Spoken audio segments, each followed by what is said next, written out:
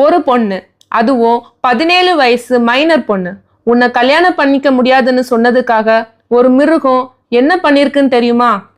இந்த செய்தியை கேட்கும் போதே நெஞ்சே நடுங்குது.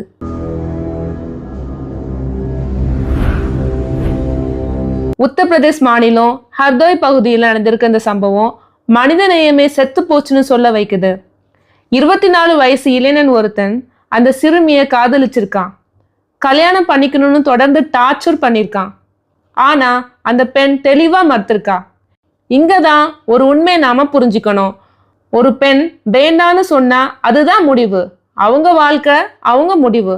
ஆனா இதை ஏற்க முடியாத அந்த மிருகம் பல நாளா அந்த சிறுமியை பின்தொடர்ந்து தொந்தரவு பண்ணியிருக்கான்.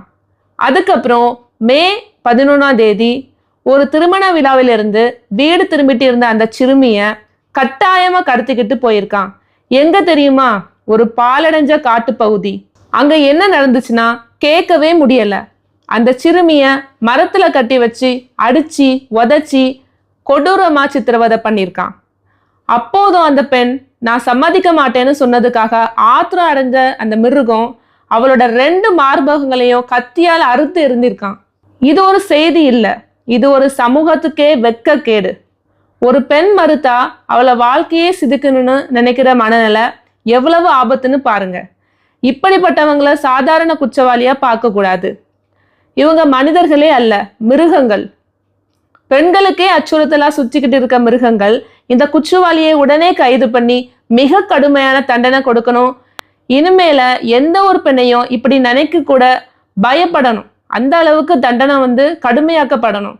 அதோட இந்த சிறுமிக்கு அரசு உடனடியா உயர்தர சிகிச்சை கொடுக்கணும். மனநல ஆலோசனை, பாதுகாப்பு, கல்வி எல்லாத்தையும் ஏற்பாடு பண்ணணும். ஏன்னா அவளோட உடம்பு மட்டும் இல்ல, மனசும் கொடூரமா காயப்பட்டிருக்கு. இங்க இன்னொரு கேள்வி இருக்கு. இந்த இளைஞன் முன்னாடியே தொந்தரவு பண்ணியிருக்கான்னு அந்த பொண்ணு எல்லார்கிட்டயும் சொல்லியிருக்குன்னு சொல்றாங்க. அப்படின்னா ஏன் முன்னாடியே நடவடிக்கை எடுக்கல? ஒரு பெண் புகார் கொடுத்த உடனே போலீசார் கடுமையா நடந்திருந்தா இப்படி ஒரு கொடூரம் நடந்திருக்காதே. நாம இன்னும் மௌனமா இருந்தா நாளைக்கு இன்னொரு பெண் பாதிக்கப்படுவாங்க. அதனால இந்த சம்பவத்துக்கு நீங்களும் குரல் கொடுங்க. பெண்களுக்கு எதிரான வன்முறைக்கு எதிராக பேசுங்க. ஏன்னா நம்ம மௌனம் இப்படிப்பட்ட மிருகங்களுக்கு தான் துணிச்சல் கொடுக்குது.